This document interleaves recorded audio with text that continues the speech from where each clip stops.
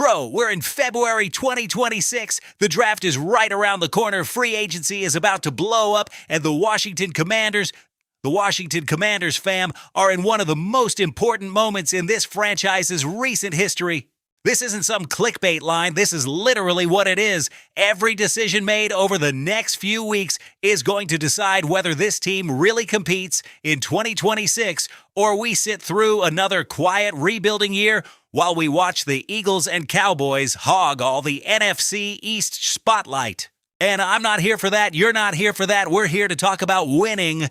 Today, we've got 3 topics that together paint the full picture of what's coming for the burgundy and gold. First, the most important and most uncomfortable conversation of the entire offseason, the elephant in the room that nobody really wants to say out loud, but I'm going to throw it out there with no fear.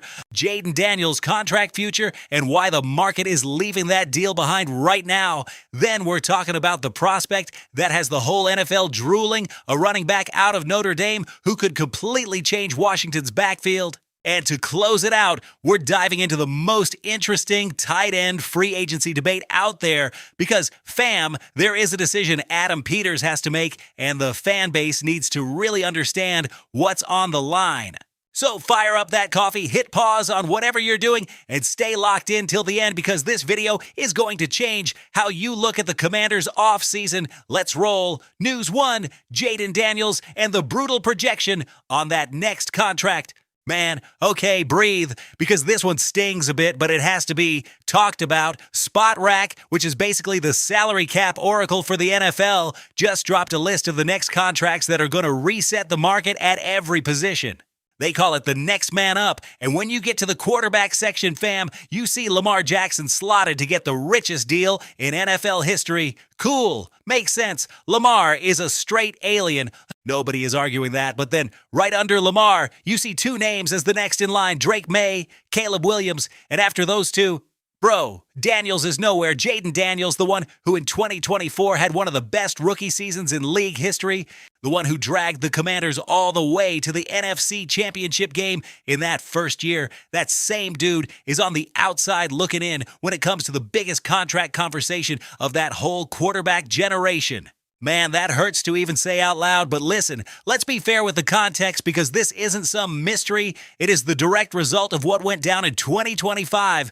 Jaden missed 10 games with a combo of hamstring, knee, and elbow injuries. 10 games, bro, in a 17-game regular season. The team finished 5-12. The offensive coordinator got fired. The defensive coordinator got fired. Dan Quinn rolled into 2026 sitting on a seat as hot as a NASCAR engine. And in that kind of setup, the market not shoving Daniels into that $65 million per year range. Yeah, it makes sense if you're looking at it through the cold business lens. Here's where I, as a fan, have to get real with you because Drake May was the MVP runner-up, took the Patriots, fam, to a Super Bowl. Caleb Williams got the Bears into the divisional round with a roster that was a full-on dumpster fire 2 years ago. That's earned capital, that's narrative context, and in the NFL, the narrative moves the money. Daniels in 2024 had an absolutely insane narrative, but 2025 washed a chunk of that public perception away. It didn't erase it, but it fogged it up just enough for the market to leave that extension waiting on the side. So what does that actually mean for the Commanders? Here's the twist. If Daniels isn't really in position to reset the market until showing out in 2026, that means the team has a window, a small one, but a window to surround that quarterback with talent before the giant extension hits. If Daniels blows up in 2026 and takes Washington back to the playoffs, that contract is coming, and it is going to be massive. That's the dilemma. Do you spend now to make that leap, knowing the QB discount is not going to last? Or do you stay conservative and risk another mess season that leaves Daniels in contract limbo? Here's how I see it. Lock in. 2026 is the most important year this franchise has had in decades. Not because the Commanders are favorites for anything, but because this is the season where Jaden Daniels has to prove 2024 wasn't a one-off.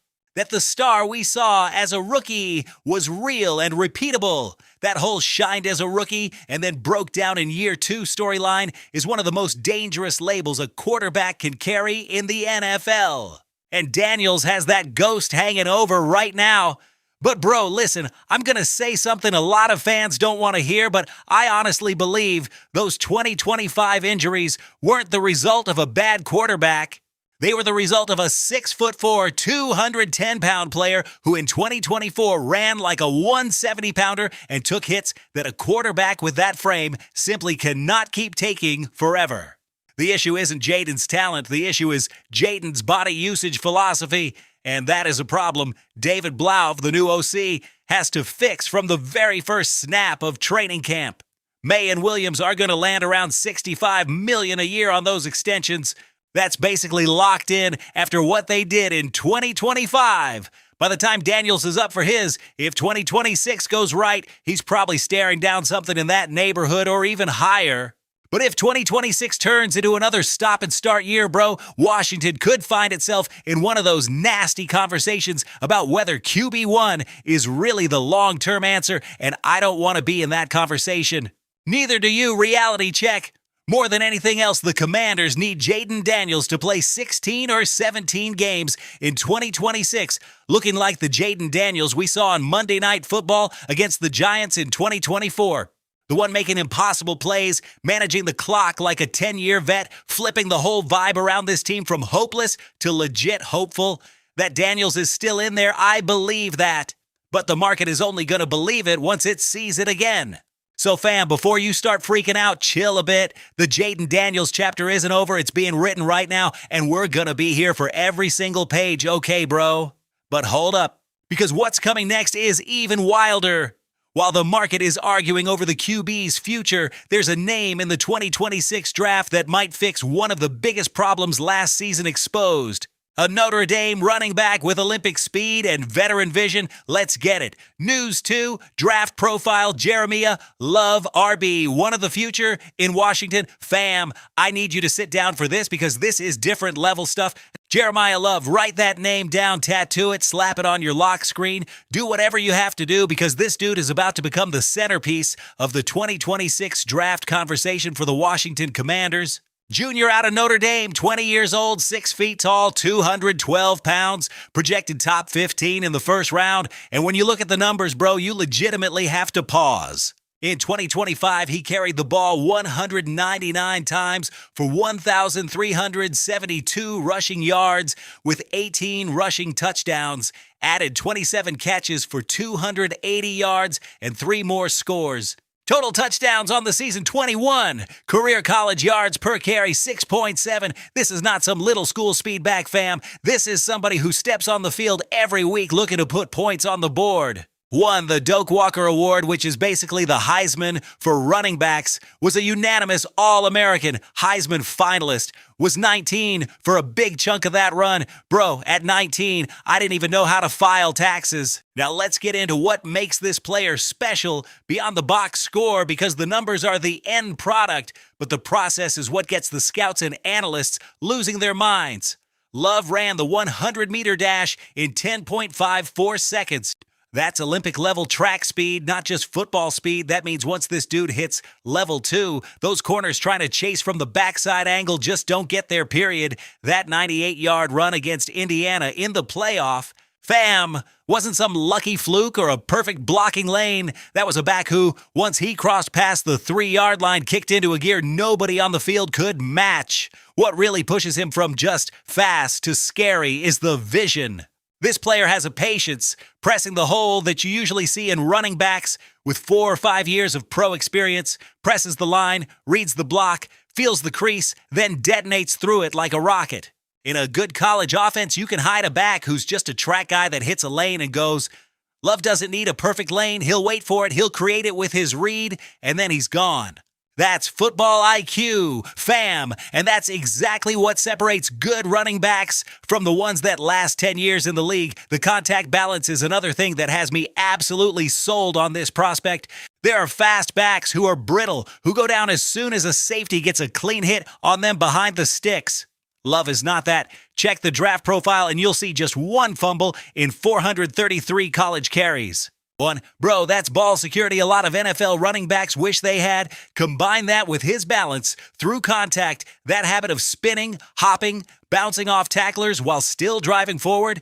And you're looking at somebody who is going to be a nightmare to bring down at the next level. So how does this plug into the Washington Commanders? This is where it gets really interesting. New offensive coordinator David Blau is building a philosophy that mixes Ben Johnson concepts with flavor from the Kevin O'Connell tree.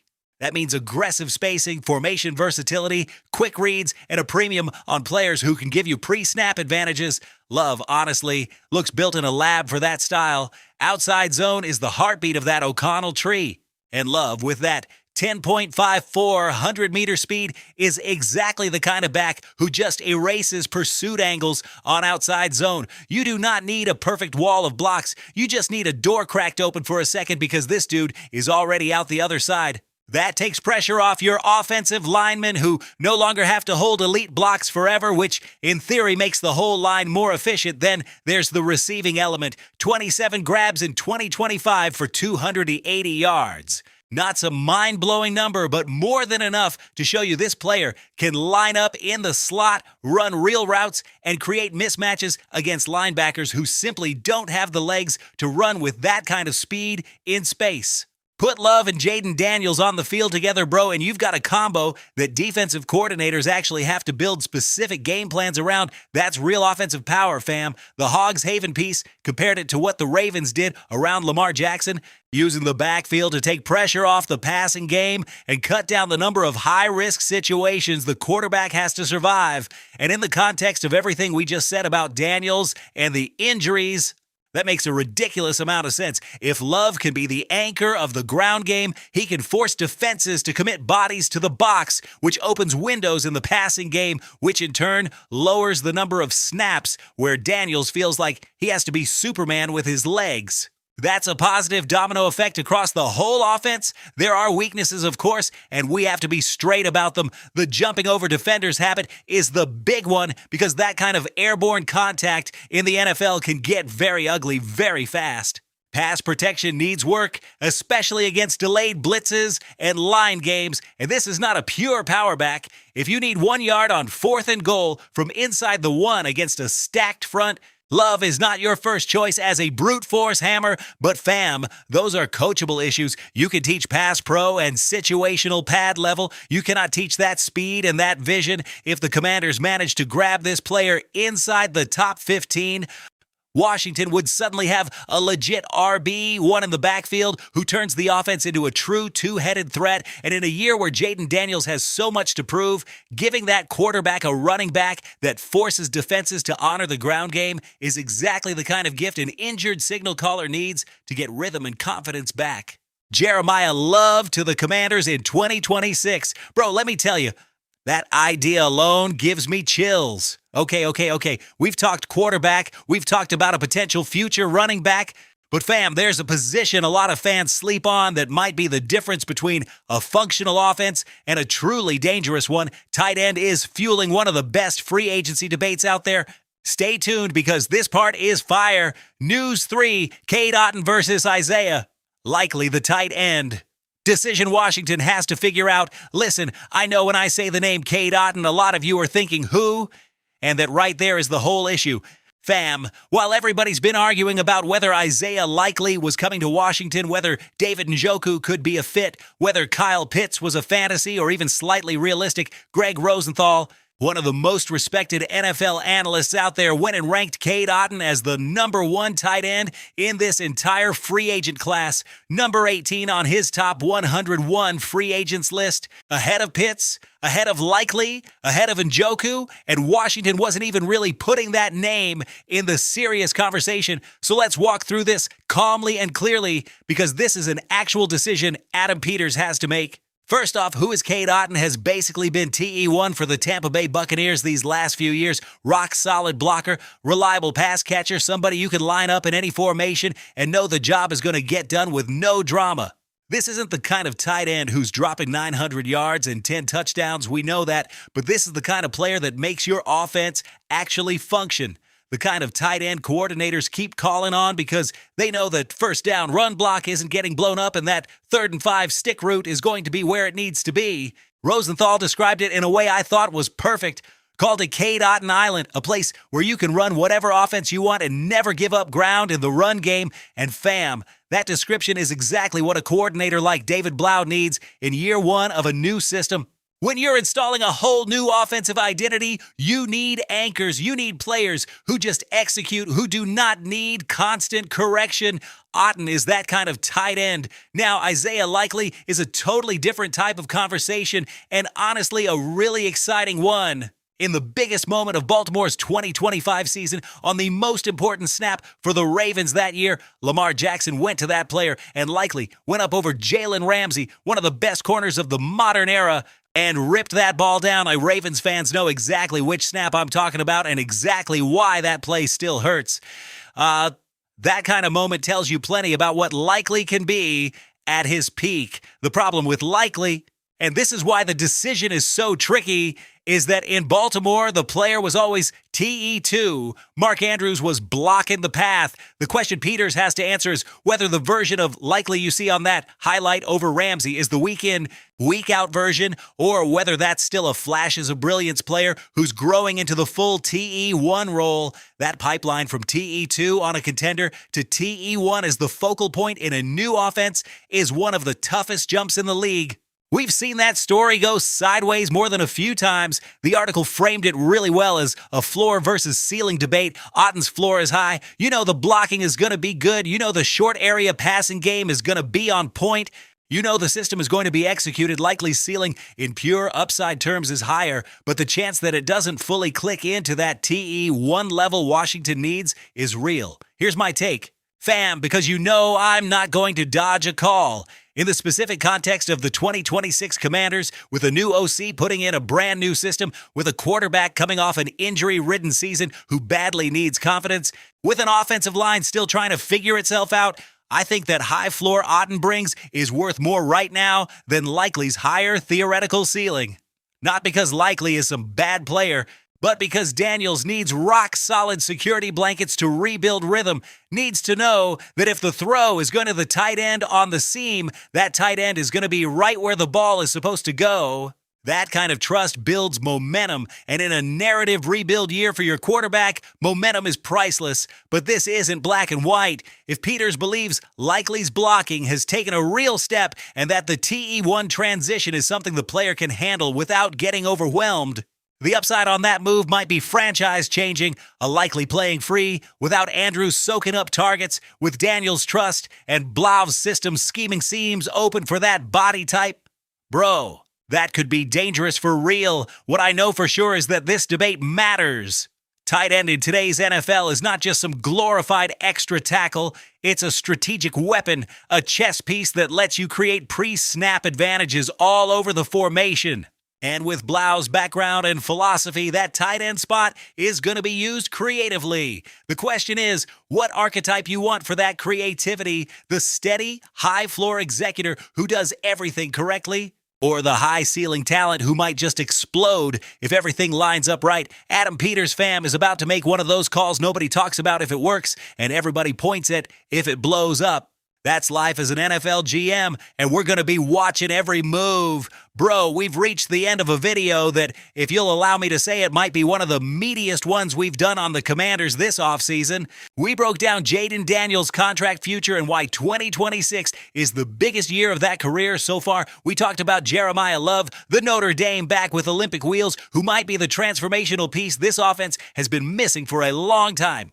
And we dug into the tight end debate Adam Peters has to solve before kickoff hits. Fam, what's crystal clear is that the Washington Commanders are at a real crossroads. This is not one of those off seasons where you just tweak the depth chart a little, plug in a backup here, swap out a starter there. This is an identity-defining offseason. What kind of team are the Commanders going to be in 2026? A team that fully believes in that quarterback and stacks the deck with weapons? A team that builds from the backfield out with an elite prospect? A team that leans into floor and consistency? Or one that bets big on ceiling and explosive potential? We're going to start getting those answers over the next few weeks. And I'm going to be right here, breaking down every move, every rumor, every signing, and every draft pick with the same energy this fan base deserves. Because y'all don't understand, this is just getting started. The Commanders era did not end with a rough season. It's about to get defined for real. If this video fired you up, if it made you think, if you agree or disagree with anything we laid out, bro, drop a comment because I love reading what this community has to say. And if you still haven't hit like and subscribed, fam, that's the only thing I'm asking for today. I'll catch you in the next one. Hail to the Commanders.